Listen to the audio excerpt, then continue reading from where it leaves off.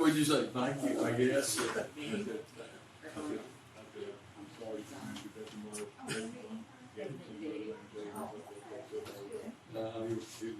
Well, welcome everybody tonight. It is time for us to get started.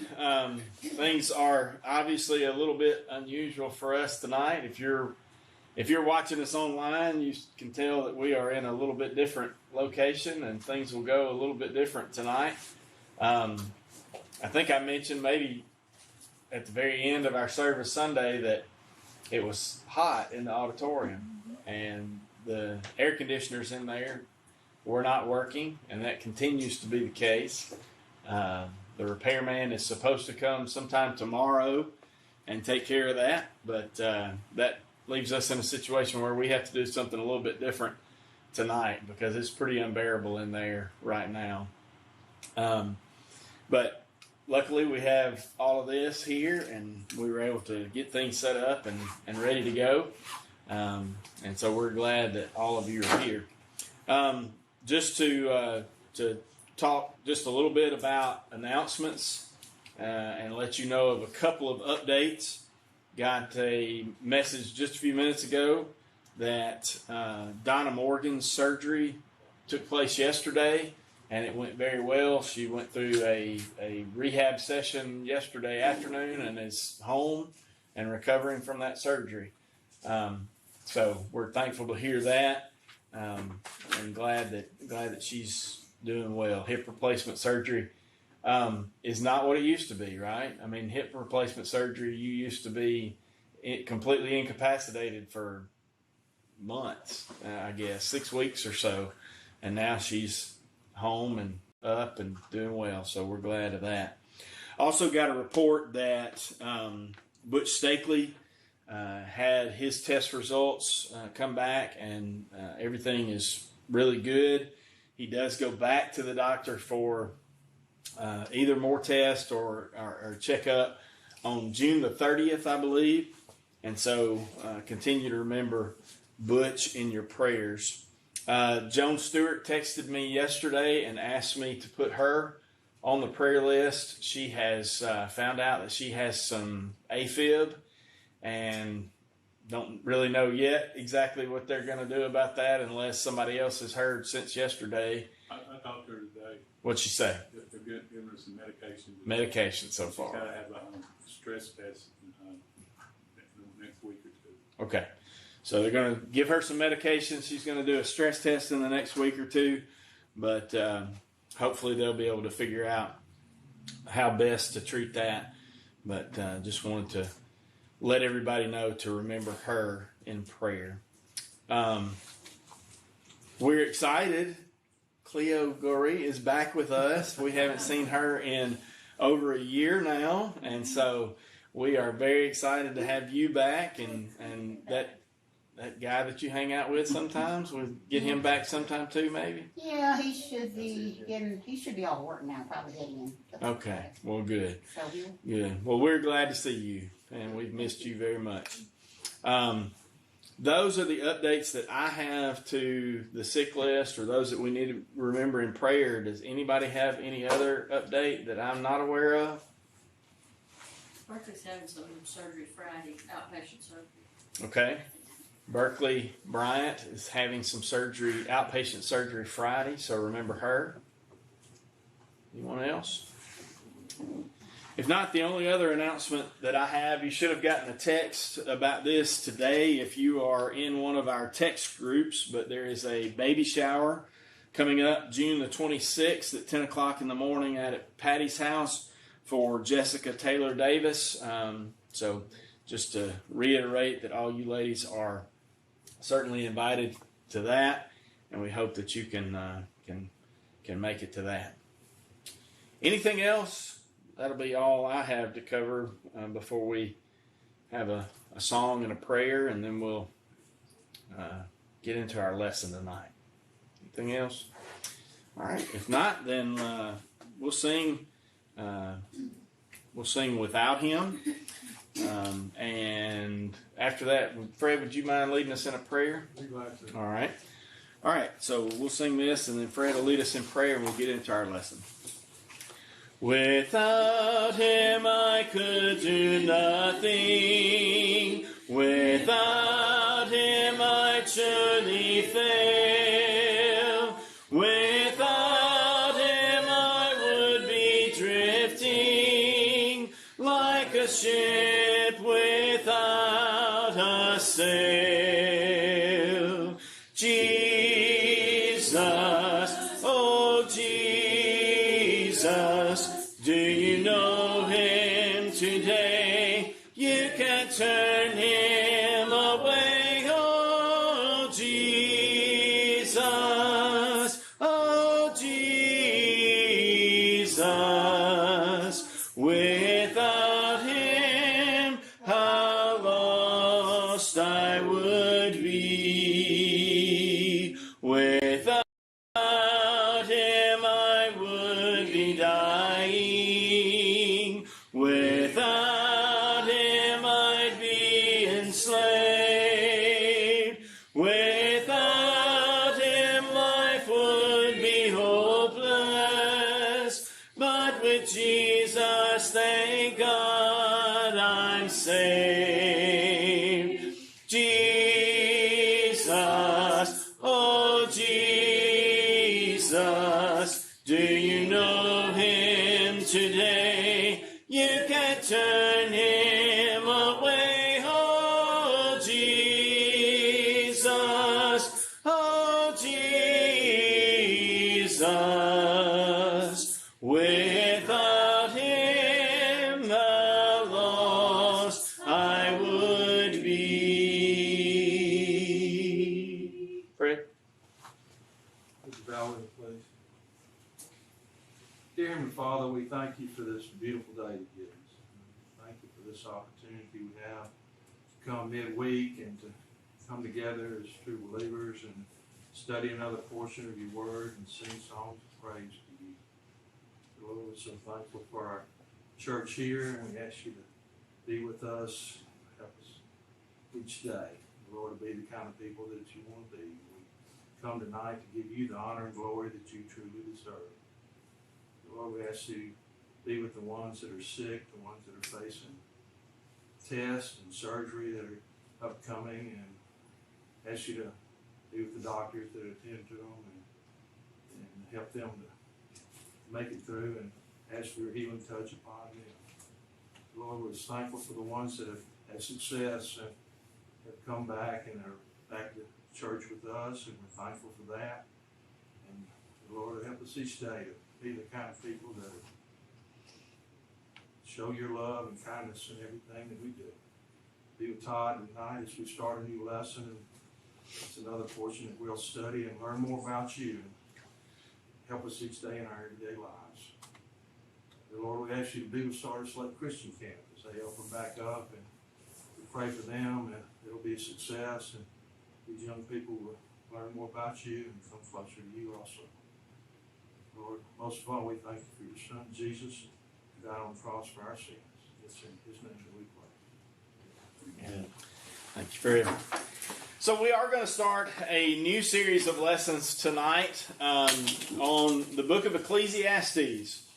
It has been quite some time since we studied Ecclesiastes. It's actually been quite some time, honestly, since we did a study that was focused on a book in the Bible. We've done lots and lots of topical studies lately. And so I wanted to get back to some of that. The last time that I can remember us studying this, a bunch of you weren't here because it was back when we were doing what we called Monday nights with the Master. Do you old people, you remember that? Y'all remember when we used to meet on Monday nights, and sometimes we'd meet out here, sometimes we'd meet at somebody's house or whatever it was, but we'd meet on Mondays and we would we'd study different things and share, some snacks together, things like that. But that was the last time. In fact, I think the book of Ecclesiastes was the first thing that we studied when we were doing that Monday Night with the Master kind of program.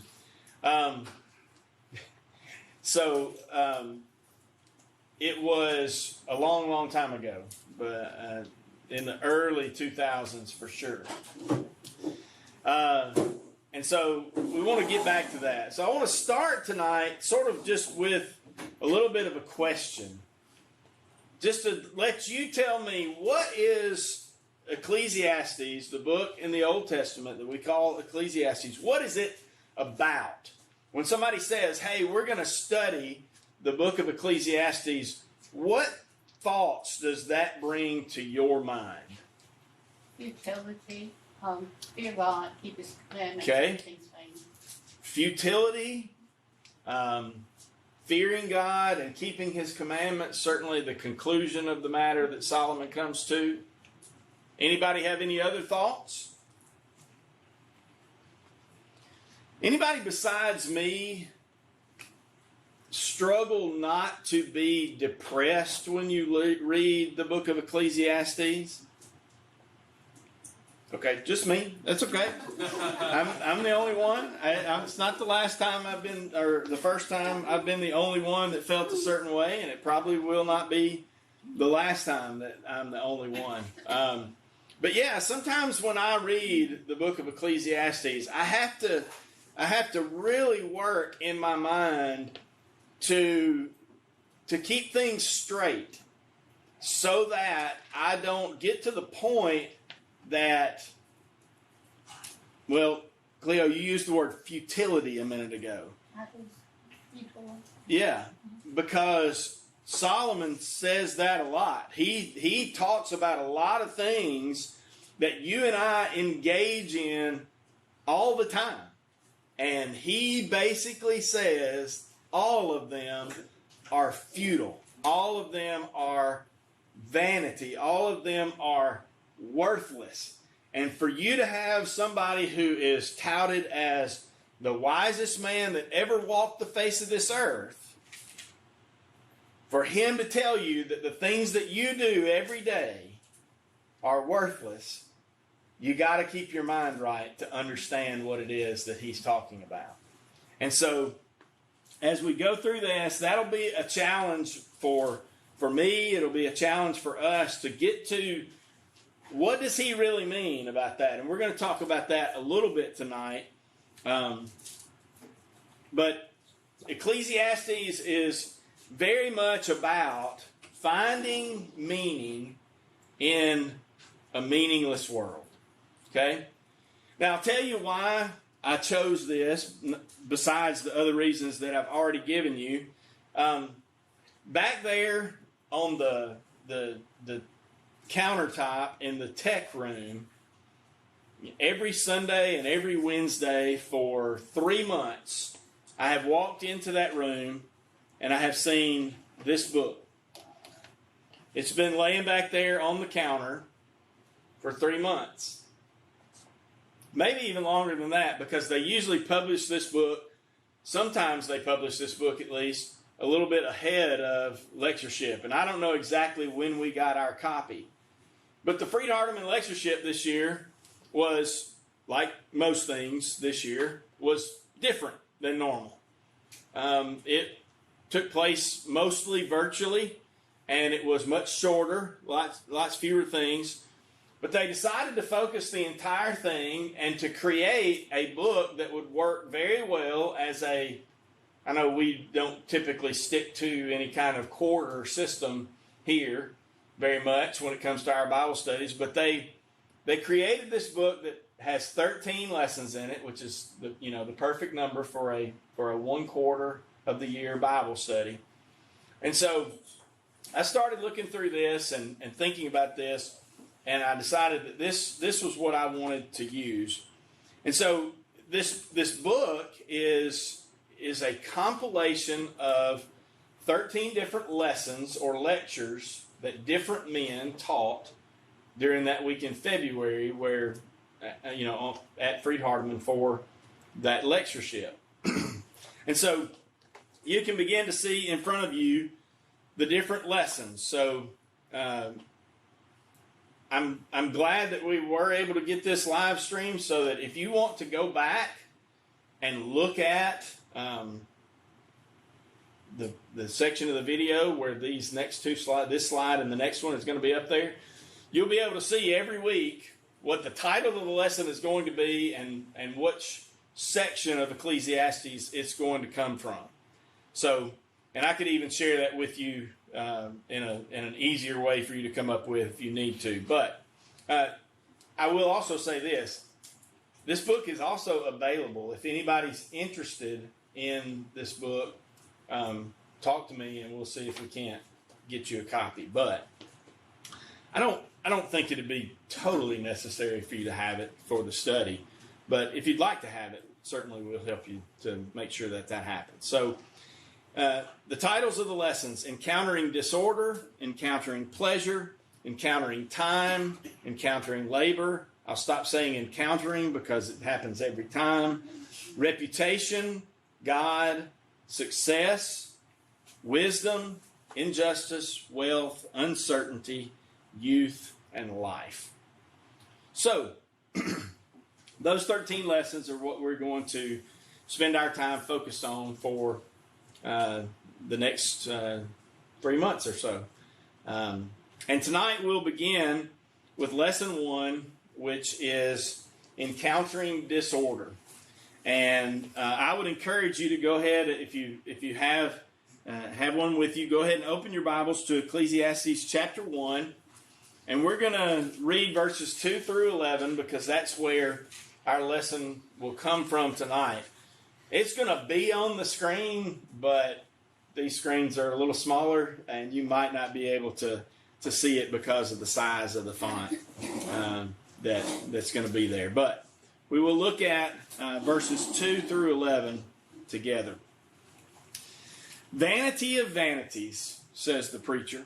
Vanity of vanities. All is vanity. It starts off really happy, doesn't it?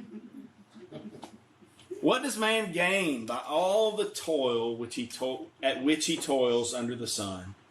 A generation goes and a generation comes, but the earth remains forever. The sun rises and the sun goes down and hastens to the place where it rises. The wind blows to the south and goes around to the north. Around and around goes the wind on its circuits, and the wind returns. All streams run to the sea, but the sea is not full. To the place where the streams flow, there they flow again. All things are full of weariness. A man cannot utter it. The eye is not satisfied with seeing, nor the ear filled with hearing. What has been is what will be, and what has been done is what will be done, and there is nothing new under the sun. Is there a thing of which it is said, "See, this is new"? It has been already in the ages before us. There is no remembrance of former things, nor will there be any remembrance of later things yet to be among those who come after. Futile. Futile. That's what he's saying. He's saying that everything that we endeavor to do, we have no impact on it. We have no control over it. It really doesn't make any difference. That's how I read that. That's what he says. That's how he introduces how we're going to talk about this. A couple of quotes from an ancient philosopher. His name is Heraclitus. Everything is in flux and never the same. What's that mean? What does it mean when we say something's in flux? What's happening? It's changing. That's right. Everything is changing. And it's never the same. He also is credited with saying this. I thought it was Pocahontas in the Disney movie during the song, what is it, Just Around the River Bend? She says you can't step in the same river twice. That's one of the lyrics in that song. So I always thought that some clever guy at Disney came up with that. But no, it was the same ancient philosopher. You cannot step into the same river twice. What does that mean? It changes, it's not gonna be the same. From one moment to the next, that river's different. The water that you just stepped in is gone. It's never coming back, at least not in that same way and not in that same form. You know, we can understand the water cycle and all that, and Solomon talks about that in these first 11 verses, that the water, you know, falls and then goes back to where it came from and all of that. That's the water cycle. And the river is that way, and so I guess maybe you could make the argument that that water is going to roll back around at some point in some way, but it won't be the same ever again. What is true of that river is also true of everything in the world. Everything that we encounter every day is changing. You're older now than you were 15 seconds ago when I started that sentence. You're different now than you were 10 seconds ago when I started that last one. Everything that we encounter, the one thing we can know for sure is that it's going to change. It's going to be different. And if everything changes and nothing can remain the same, then there might be the tendency for us, if we are focused on an earthly existence only, and that's the key to the whole depression problem here, right? For my problem with studying Ecclesiastes, that I read those first 11 verses and I say, how depressing. That's the key, is we have to look at all of this through the lens of, we're not talking about just an earthly existence. That's what Solomon's talking about. But if we do look at it that way, there is a huge tendency for us to say, there's no point. There is no point to anything that we do. Look back again at verses 2 and 3.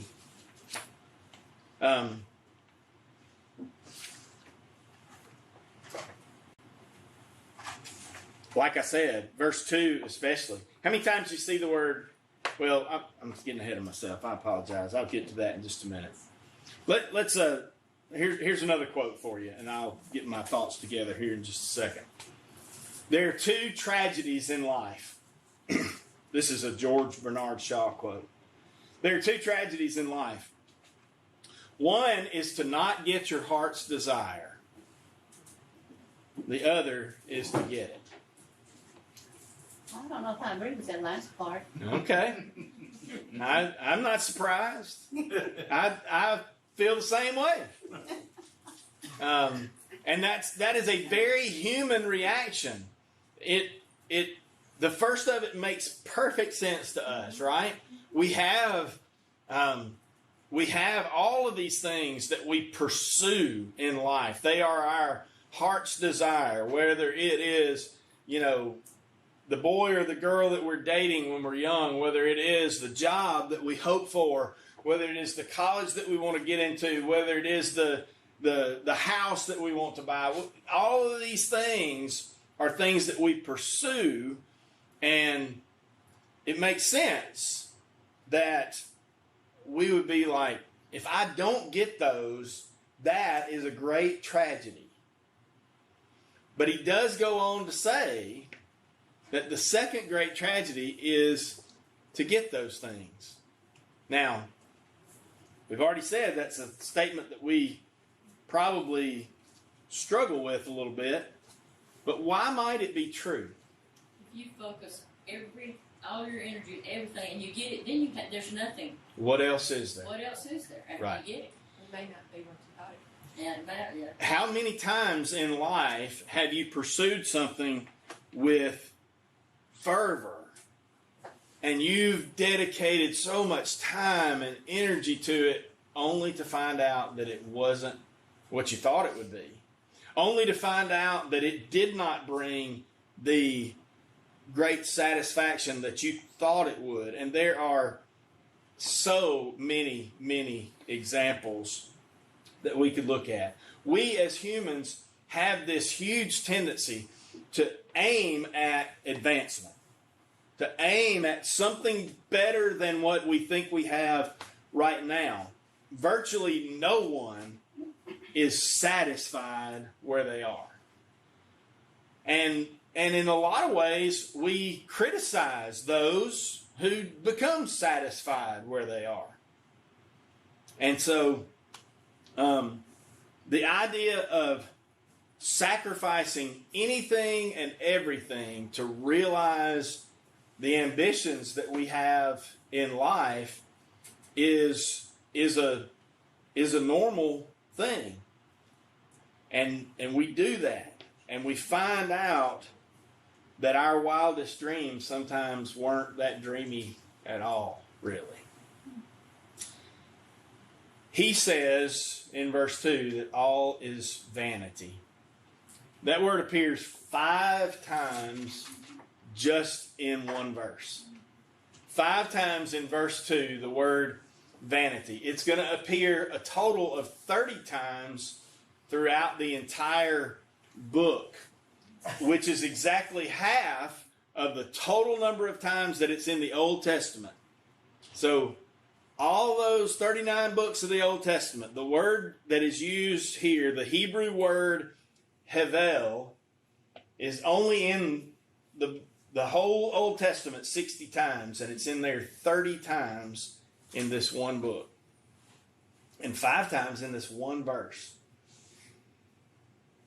Solomon is trying to get us to understand something. He's trying to get us to realize where our priorities should be, I think. He's trying to get us to realize what really ought to be important. Think about Solomon for just a minute. What do we know about him? Wisest man. Wisest man. What else do we know about him? After God's own heart. Wait. That's David. That's his dad. Oh, he. Okay, yeah, okay. Okay, he was. Yeah, He was wise. also probably the richest man. Probably the wealthiest man that has ever lived as well. And Had everything, right? Had power, had wealth, had wisdom, had servants, had wives, had, which makes you question the wisdom, but I mean, one wife is fine. I'm just, when you start talking about plural, then we get to, you kind of wonder about that. But this word that he keeps using over and over is coming from a man that has reached the pinnacle of what anybody could ever aspire to be. And yet, 30 times, it's vanity. And this word, the Hebrew word actually means something that is empty and fleeting. Something that's not only empty, the way we would think about vanity, but it's also fleeting, meaning you can't hold on to it. It's going to change. It's going to go. Worthless. Yeah. It says meaningless. Meaningless. The point is that everything that humans purpose to do, in the context, if we're only thinking about our earthly existence, Solomon is going to tell us at some point in time throughout this 12-chapter study of Ecclesiastes that everything that humans purpose to do is senseless, ultimately a meaningless waste of time. And we pursue all of that because our Constitution tells us that we have the right to life, liberty, and the pursuit of happiness. It's all about happiness. It's all about what's going to make me happy. But happiness is something But I'm convinced, and I think Solomon would back me up here. Or happiness is something that we can never obtain by putting in extra effort in order to obtain it. It's a byproduct of a good and godly life. And so many people in the world fail to understand that happiness is really not a synonym for pleasure. Happiness doesn't mean that I feel good all the time. There's a really good example. Plato asks us to think about happiness this way.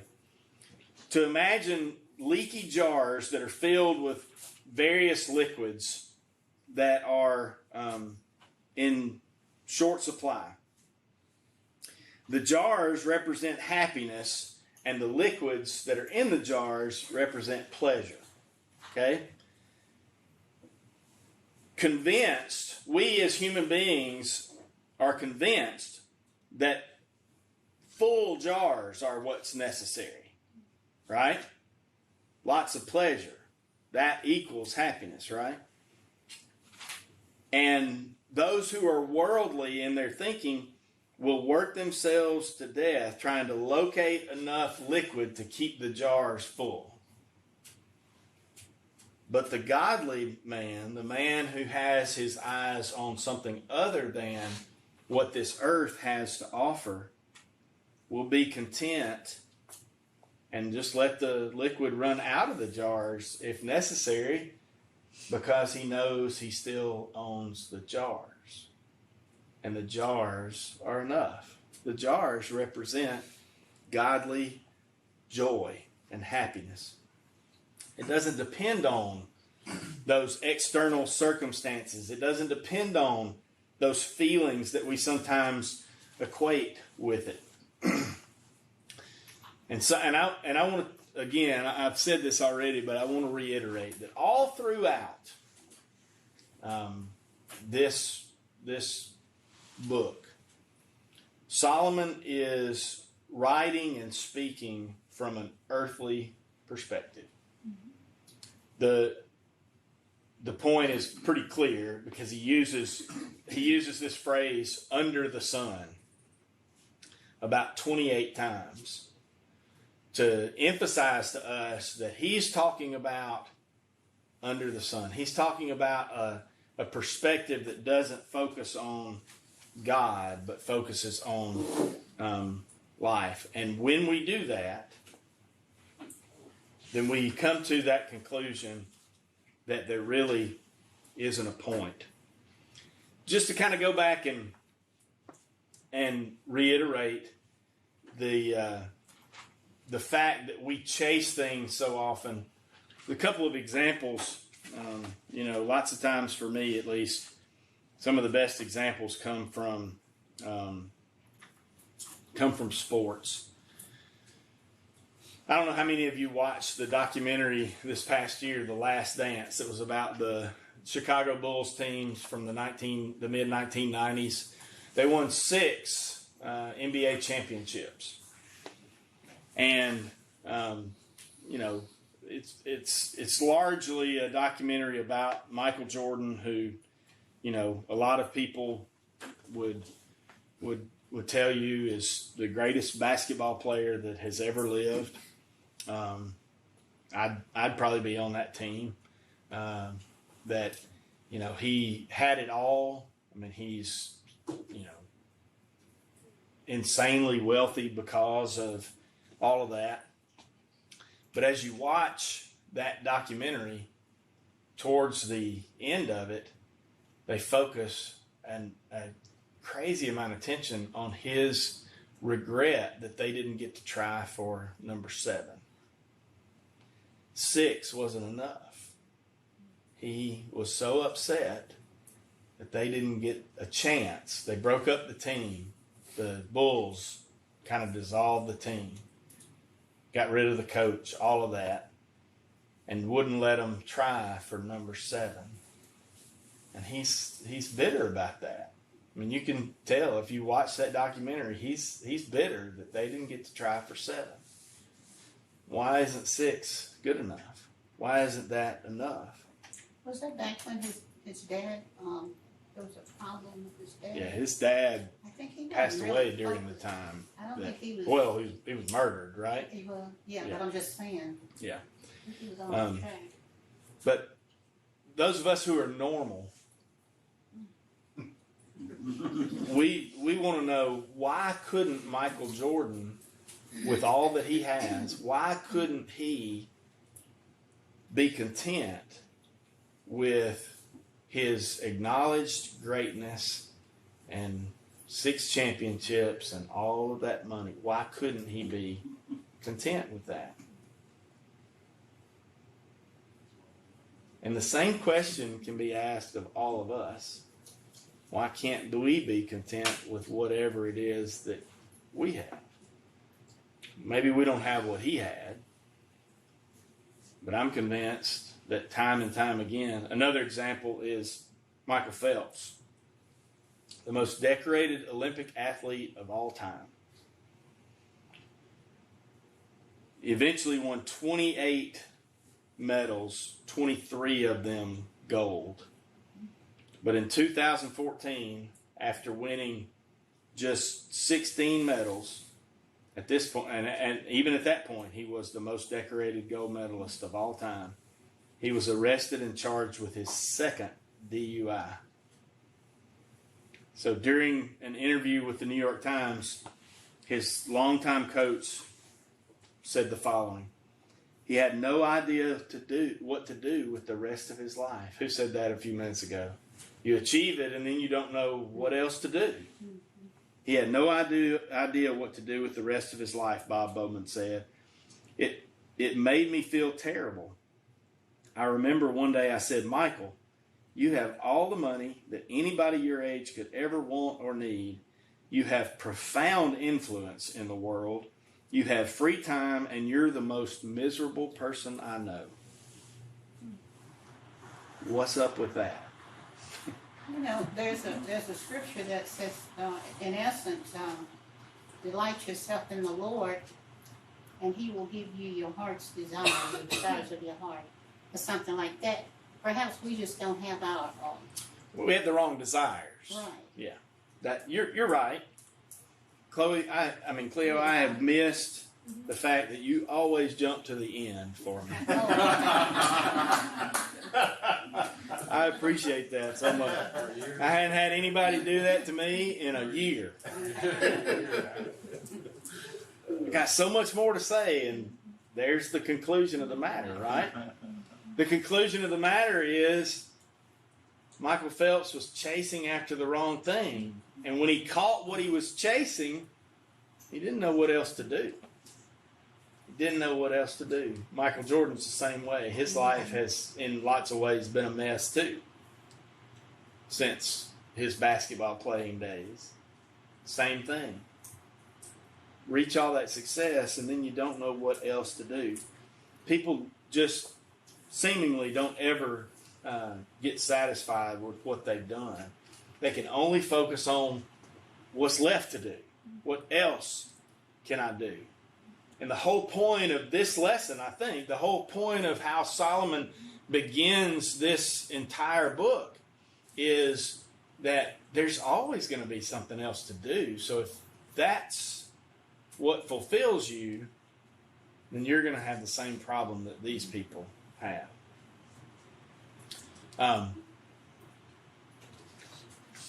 The next thing that I think we see in the reading that we shared just a few minutes ago is that the world is routine. In verses 4 through 7, Solomon talks a lot about nature. Here's a quote from Francis Bacon about nature.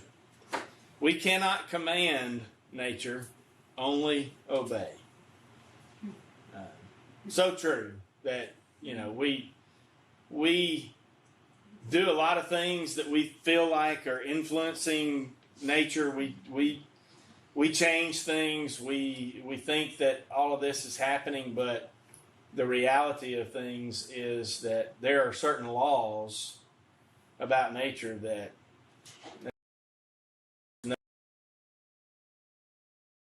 Ever going to do to change.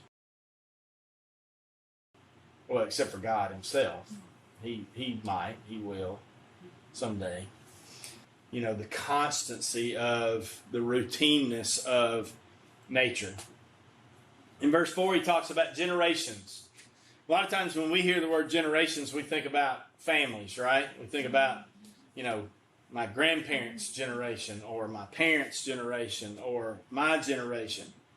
Generation X and Z and millennials, and those are generations. That's not what Solomon's talking about at all. When Solomon wrote this, a generation was a unit of time. It's 40 years. And his point is that time goes on and on and on. And he uses verse 5 to sort of hammer that point home. The sun rises every day. It sets every evening. And it, what does he say? It runs to the place where it rises again. And it happens that way every day and has ever since God said, let there be light. Then he talks about the wind and how it blows and how we can't explain that really. I mean, where does it come from? What makes it? How does it get from one place to the other? We can't even see this one, right? We can feel it. We know that it's there. And then the rivers flow. The water cycle. Solomon sort of talks about that a little bit. But the idea is for each and every one of those things, the world stays the same. It doesn't change. Genesis chapter 2 and verse 7 tells us that from ashes, from dust, we were created, and to dust we will return. Ashes to ashes, dust to dust. Every TV show that you've ever watched that had a funeral in it, you know, Genesis chapter 2 and verse 7 is quoted. Because that's the law. That's how it works. And we talk about that like that's a bad thing. And maybe in some ways, you know, we could probably come up with some ways that the routineness of the world is, you know, frustrating or no fun or hard for us to deal with in one way or the other. But that regularity is not all bad. I mean, it makes things predictable, right? We know when to plant seeds in the ground because of some of the things that Solomon talks about here. We know when to harvest those things. We know when it's okay to get in a sailboat and head across the ocean. We know when it's better for us to just stay in the harbor where it belongs. We know, you know, all kinds of things that are just governed by the routineness of the world that we live in. A couple other passages of Scripture. Psalm 89 and verse 11 says, "To you belong the heavens and also the earth and the world and all in it. You established it all." God made everything this way, and God makes it all perfect. And so there's great comfort in a lot of that. But on the other hand, this relentless passage of time that just keeps on going, I mean, can be depressing. It certainly can. There's this conflict that a lot of people find themselves dealing with. There's a scene in the Iliad where Achilles is struggling with, do I go and fight or do I go home? Okay, that's the struggle. If I go and fight, then maybe I'll become famous. I might die, but at least I'll die famous. If I go home, I might live out my life, die at a ripe old age, and nobody knows who I am. Which is better? Which is better, to die young and famous or old and obscure? Solomon might answer this way. You die either way. So what difference does it make? That's his point. If those things are our focus, then we die either way. But not only is the world that we live in routine, so is life. And in verses 8 through 11, we can see that. Here's a quote about that from Daniel Kahneman. Our comforting conviction that the world makes sense rests on a secure foundation, our almost unlimited ability to ignore our ignorance. You know what you understand what he's saying there? This confidence that we have that things around, that we can know stuff, right? That we can figure this out. We've got science. We've got technology. We've got wisdom. We've got really smart people that go to college at Harvard and Yale and these kinds of places, and they will figure this out for us if we'll just listen to them. That conviction that lots and lots of people hold is based on this human ability to ignore the fact that the more we know, the more we find out, the less we really know. The more often we are faced with the idea that we really don't know much at all.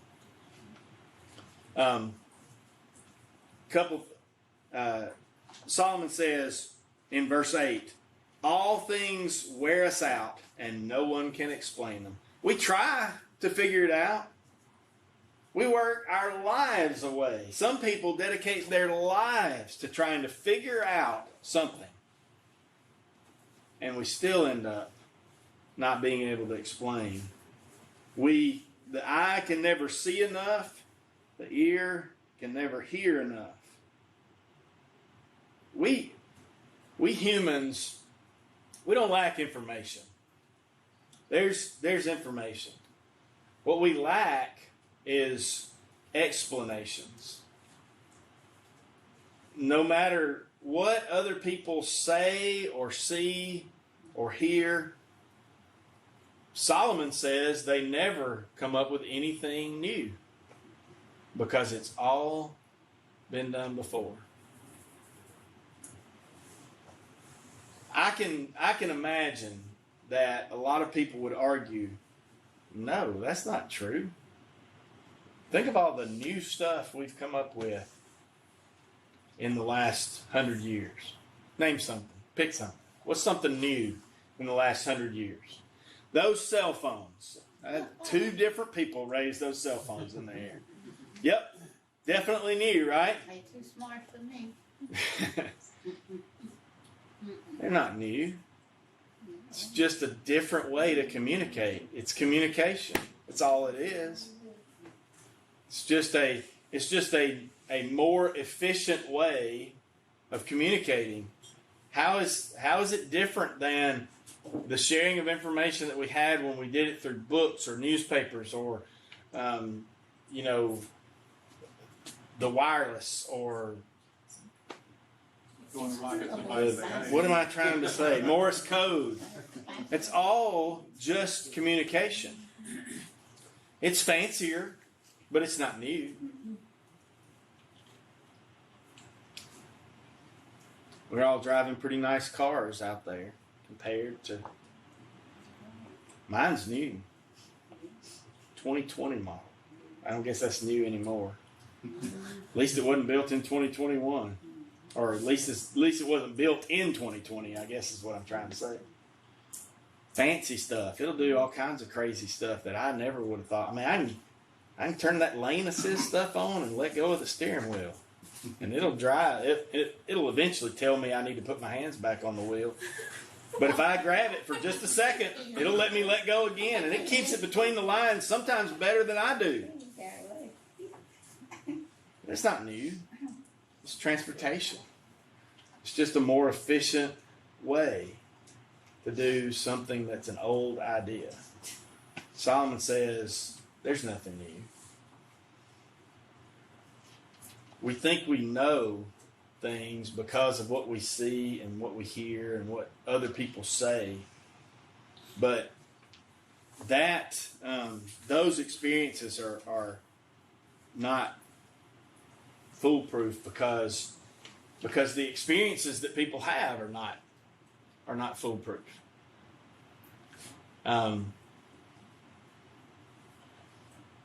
If you're ever trying to decide what restaurant are we going to go eat at this week, you've got a plan to go out to eat Friday night, and you want to go somewhere new.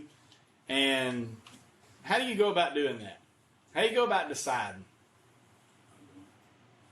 Okay, then don't answer. Somebody who might actually do that at some point, or might dream about doing that, Lee. That's okay too. You can dream about doing it. Takes a You long might time. ask somebody who. Okay, you might ask somebody, and if they say it's good, you might go, or you might pull out that fancy phone and you might Google it, right? You might check Yelp, or you might check TripAdvisor, or one of those other things that does reviews on that kind of thing, because you know that one experience your friend had might have been just a good day, right? Or it might have been a bad day, right? They might say, oh, don't go there, that's terrible. But that just might have been a bad day. And so you check and see what thousands of people said about it, because you know that all of us are smarter than any one of us. Thousands of reviews can't really do a great job of predicting what the reality is, because you might show up on a really good day, or you might show up on a really bad day, and your experience might possibly be different than even all of those people.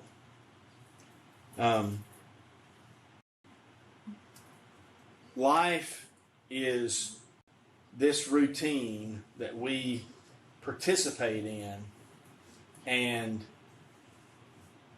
experience that we have through life, whether collective or personal, is not a foolproof guide to what the truth is. Because when we build our theories or our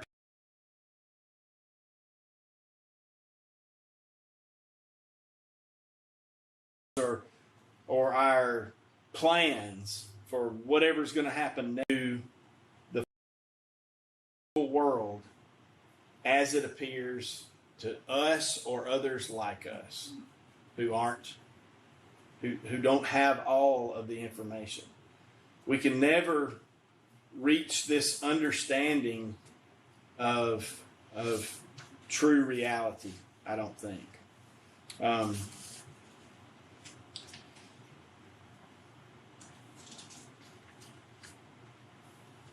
The conclusion of tonight's lesson, and I realize that this is not the conclusion of the matter, that's in chapter 12 at the end, but it probably has to be brought up pretty much every time we look at any of this.